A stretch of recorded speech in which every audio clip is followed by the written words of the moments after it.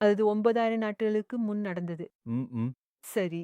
பண்டைய தொல்லியலாளர்கள் கண்டுபிடித்தது என்னவென்றால், அவர்கள் 9000 ஆண்டுகள் பழமையான எலும்புக்கூடுகளை ஆய்வு செய்தபோது, 11 பற்களில் பல்துளை செய்வதற்கான சான்றுகள் இருப்பதை கண்டுபிடித்தனர். இதைப் பற்றி இந்திய 2ஆம் ஆண்டு நேச்சர் என்ற அறிவியல் இதழில் ஒரு ஆய்வும் வெளியிடப்பட்டுள்ளது.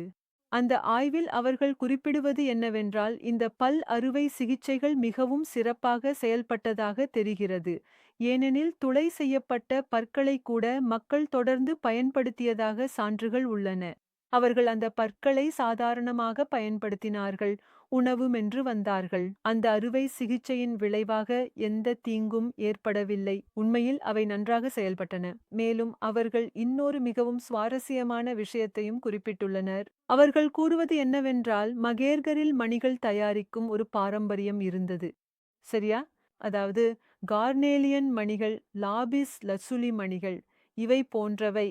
இந்த மணிகள் தயாரிக்கும் திறனே பல் அறுவை சிகிச்சை வளர்ச்சிக்கும் வழிவகுத்திருக்கலாம் என்று அவர்கள் கூறுகிறார்கள்.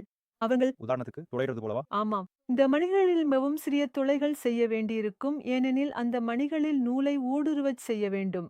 அதே திறமை பல் துளையிடும் முறையையும் கற்றுத்தரும். அவர்கள் முன்வைத்துள்ள இந்த கருத்து மிகவும் சுவாரஸ்யமானது. மேலும் பல்லறுவை சிகிச்சை சுஷ்ருதரின் காலத்திலும் தொடர்கிறது. ஏனெனில் சுஷ்ருதரும் அதைப் பற்றி பேசுகிறார். ஆமா.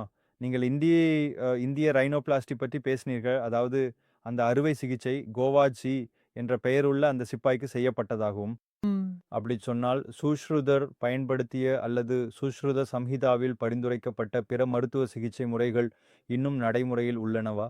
நீங்க ரைனோபிளாஸ்டி பத்தி தானா கேக்குறீங்க? அதைத் தவிர வேறு ஏதேனும் முறைகள் உள்ளனவா? அல்லது குறிப்பாக முகத்தை மறைக்கும் வகையில் ஹூம். அந்த காலத்தில நடைமுறையில் இருந்த, அதாவது பழங்காலத்தில பயன்படுத்தப்பட்ட அறுவை சிகிச்சை முறைகள் இப்போதும் கூட நவீன மருத்துவத்திலும் பயன்படுத்தப்படுகிறதா? அல்லது அவை காலாவதியாகிவிட்டனவா? சரி. அதாவது